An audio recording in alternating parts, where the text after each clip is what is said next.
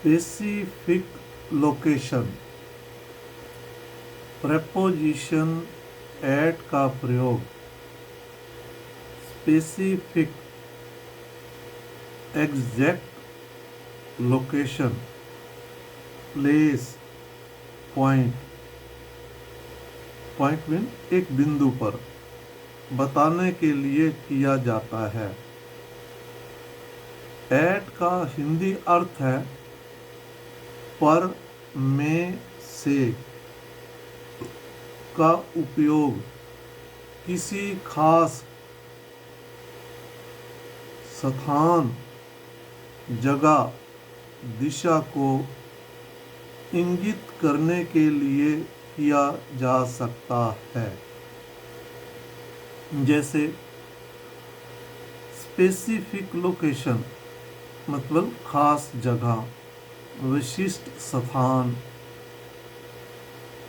My house is at the end of the street. मेरा घर गली के अंतिम छोर पर है। एट वन पॉइंट मतलब एक बिंदु पर मिलना।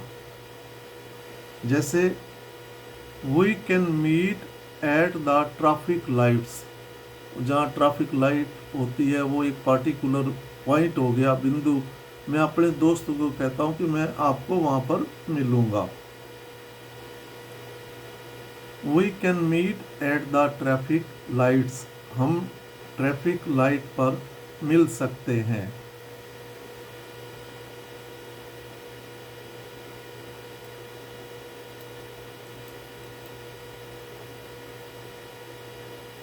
ए यूजुअल लोकेशन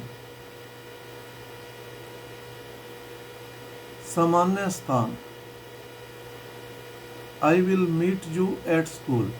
मैं तुम्हें स्कूल पर मिलूँगा। एक वो पार्टिकुलर स्पेसिफिक लोकेशन हो गई कि मैं आपको स्कूल के बाहर भी खड़ा हुआ मिल सकता हूँ, अंदर भी खड़ा हुआ मिल सकता हूँ, मैदान के स्कूल के मैदान में भी खड़ा, कहीं पर ही खड़ा स्कूल में मिल जाऊँगा, स्कूल पर मिल जाऊँगा, कहते हैं ना। तो ये एक पार्टिकुलर लोकेशन को इंडिकेट कर रहा है। लेकिन जब हम ये कहें कि मैं स्कूल के अंदर क्लास में हूँ, इतने नंबर कमरे में हूँ, तो तब हम इनका प्रयोग करते हैं। इंटरसेक्शन में ना चौराहा। बस स्टॉप, जो बस स्टॉप है वो लाल चौक, रामलाल चौक पर है। रामलाल चौक जो एक चौराहा है पानीपत में। The bus stop is at Ramlal Chowk. Ramlal Chowk पर एक बस स्टॉप है जहां बस से रुकती हैं। Specific exact location oblique place.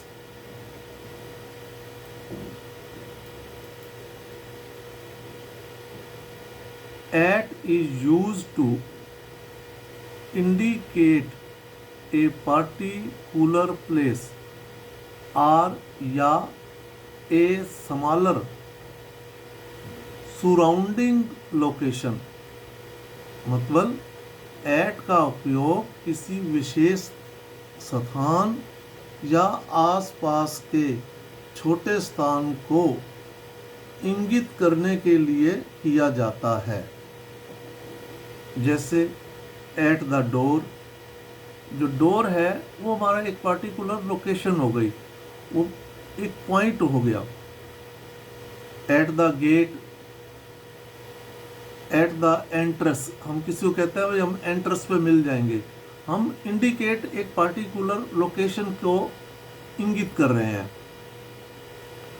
At the bus stop, at the station, at the metro station, at the airport, at the police station, at the hospital, at the cinema, at the theatre, at the corner, at the window, at the reception, at the cafe, at the restaurant, at the coffee shop, at the bakery shop.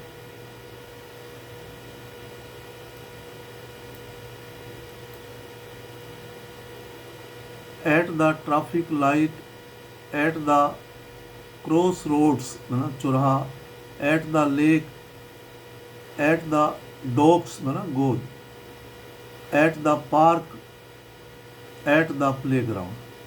इस प्रकार हमने particular location की ओर इशारा किया कि हम वहाँ आपको मिल जाएंगे। अब यहाँ थोड़ा अपवाद भी है। एट होम कहते हैं, इस होम से पहले आर्टिकल दी नहीं लगाते। इसी प्रकार at work, at school, at college, at university, at centre, in the city centre, शहर तो बहुत बड़ा सेंटर में जो है शहर में, तो तब हम इनका प्रेपोजिशन का प्रयोग करते हैं।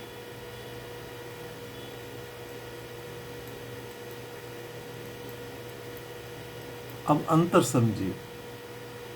जब कोई चीज दरवाजे पर, जैसे नेम प्लेट,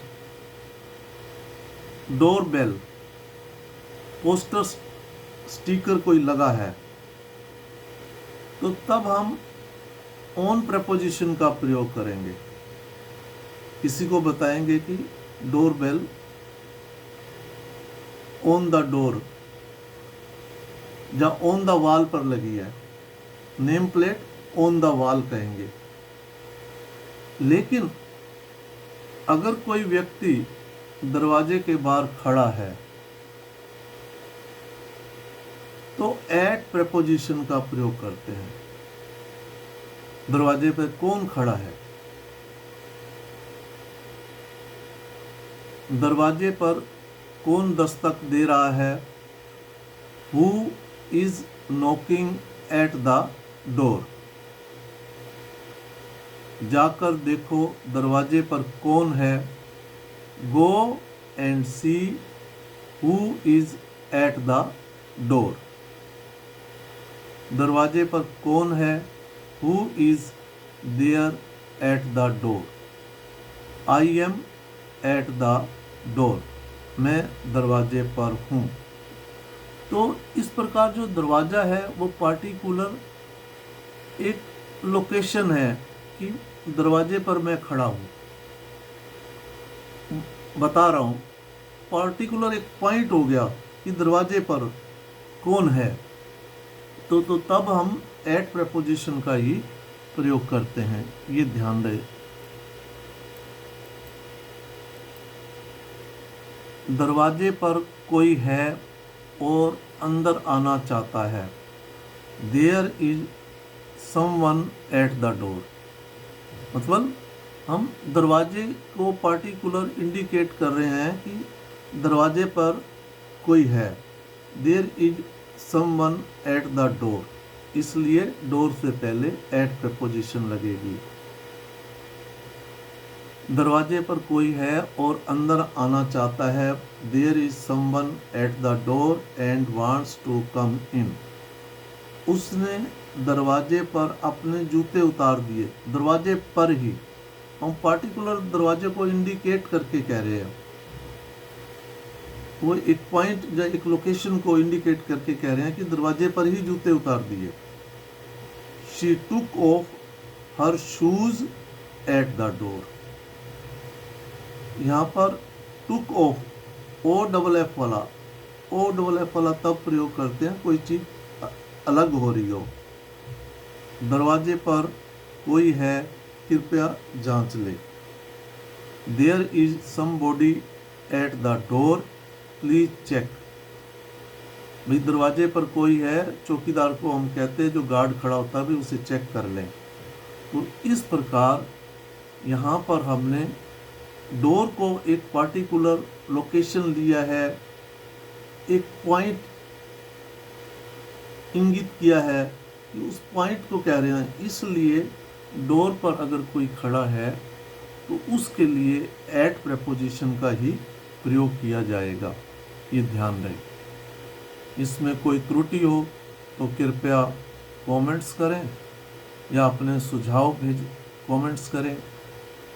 और आपसे नम्र निवेदन है अपने जान पहचान के बच्चों को जो दूर दराज ग्रामीण इलाकों में रहते हैं, वो बच्चे बहुत इंटेलिजेंट होते हैं, इसलिए उनको अपनी ओर से विद्यादान के रूप में इस वीडियो को शेयर ज़रूर करें ताकि वे इसका लाभ उठा सकें और इस प्रकार के वाक्य प्रेपोजिशन एट का प्रयोग करते हुए कैसे बनाए जाते हैं उनको बनाने में आसानी हो। जय हिंद।